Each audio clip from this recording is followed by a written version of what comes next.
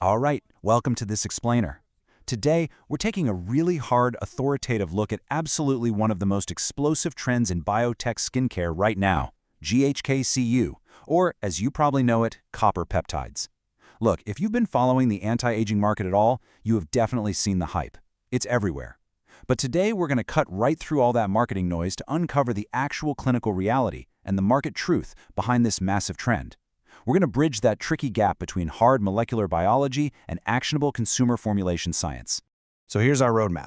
We'll start with a big repair number, dive into the cellular mechanics of GHK-Cu, look at the clinical proof in remodeling, tackle the formulation stability problem, and finish up by optimizing your skincare routine. Let's get straight into it. Section 1. The big repair number. Okay, so why is the entire market suddenly so obsessed with this biotech molecule? Well, it essentially comes down to one specific, undeniable metric captured in clinical trials: 32%. That is the objective decrease in wrinkle volume that was observed in the landmark 2005 Finkley study, and that was after just 8 weeks of twice-daily application of GHK-Cu. Think about that. That's not just some subjective, oh, my skin feels nicer opinion. That's a literal objective measurement of skin topography using silicone replicas and optical profilometry. And honestly, what's totally wild is that the improvement hadn't even plateaued at 8 weeks. It was actually still accelerating. But to understand exactly how a topical peptide can pull off a 32% reduction, we really have to look at where this stuff comes from in the first place.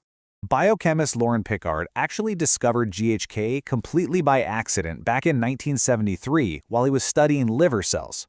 He figured out that this tiny molecule exists naturally in human blood plasma. But here's the catch. At age 20, your levels peak. They're sitting around 200 nanograms per milliliter. But by age 60, they crash, down to roughly 80. This dramatic natural decline correlates perfectly with the visible signs of skin aging we all know: loss of firmness, deeper wrinkles, and way slower wound healing. So the biotech thesis became really simple. If you replace the GHK, you restore the repair capacity. Now, the absolutely crucial element in all of this is the copper itself. GHK, on its own, without copper, does almost nothing. But free copper ions just floating around by themselves? No way. They're actually highly toxic to your cells. But nature, in its genius, solved this delivery problem millions of years ago.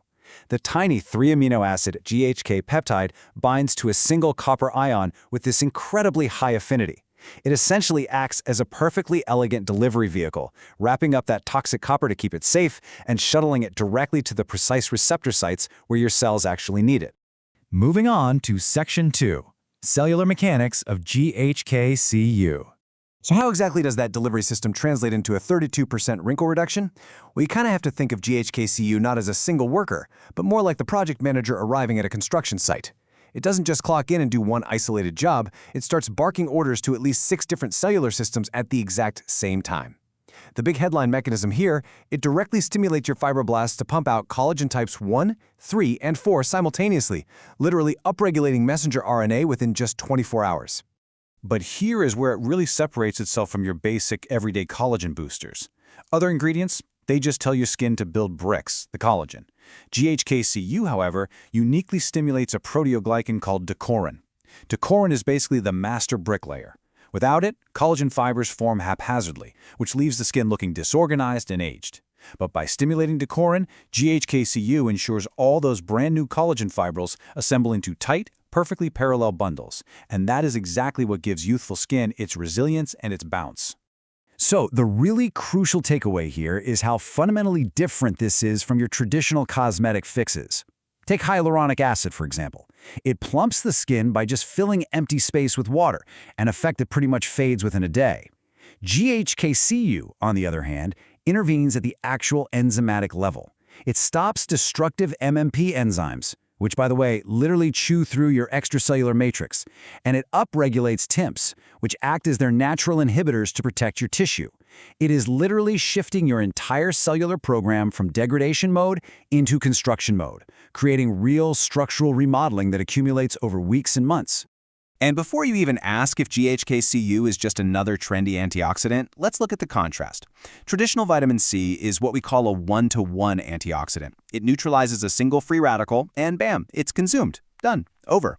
GHK-Cu is a catalytic antioxidant. It mimics your body's native superoxide dismutase enzyme. The copper ion just keeps cycling between oxidized and reduced states, working continuously through literally thousands of protective cycles, all while actively signaling tissue repair. It's a real workhorse. Which brings us to Section 3, clinical proof and remodeling.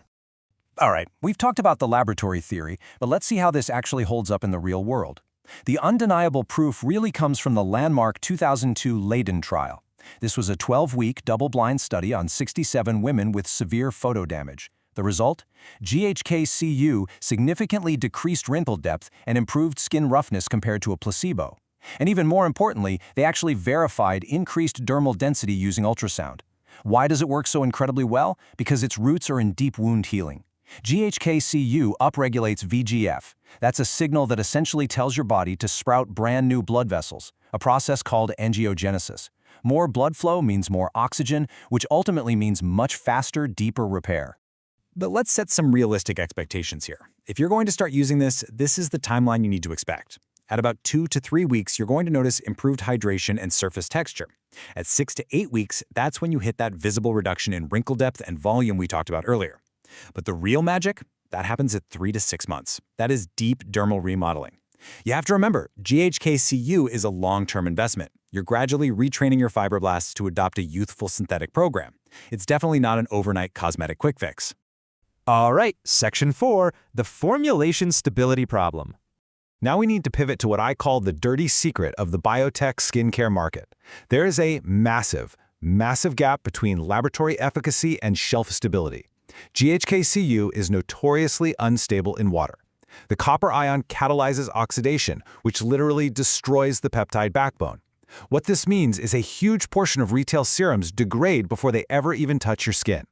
So look out for red flags: clear glass dropper bottles, neutral pH, colorless serums, and jar packaging exposed to air. If you see those, literally run. What you want are the green flags: opaque airless pumps or lyophilized powder, low pH buffers hovering right around 5.5, a deep sky blue tint which indicates proper concentration, and inert gas blanketing during the manufacturing process. And another thing, more is absolutely not better here. GHK-Cu exhibits what's called a biphasic dose response. The therapeutic sweet spot is roughly between 0.1% and 0.5%. If brands try to push concentrations over 1% just for the marketing hype, free copper begins to accumulate in your tissue. And that actually triggers Fenton chemistry. That's a harsh reaction that creates hydroxyl radicals and causes pro-oxidant tissue damage. You don't want a massive dose. You want a precise dose, perfectly stabilized. Section 5. Optimizing your skincare routine.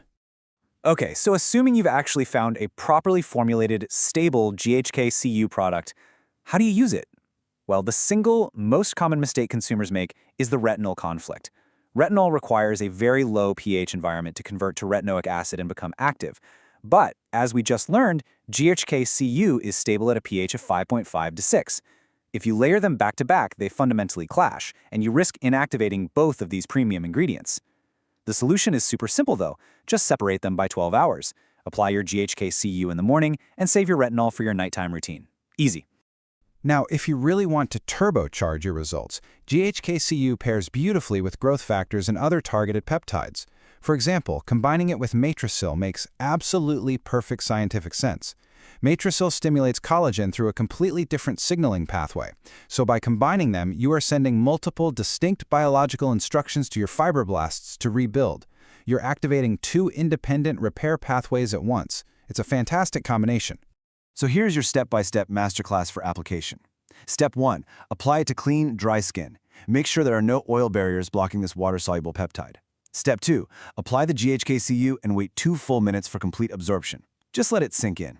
Step 3. Lock it all in with your moisturizer and your sunscreen. And Step 4. Save your highly acidic products, like vitamin C or AHAs, for a completely separate routine so you avoid dropping the pH. And remember, consistency over skipping weekends is the absolute key to genuine cellular reprogramming. Which really brings us to the ultimate question you need to be asking yourself right now. Think about it. Is your copper peptide actually repairing your skin, actively retraining your fibroblasts, and rebuilding your collagen?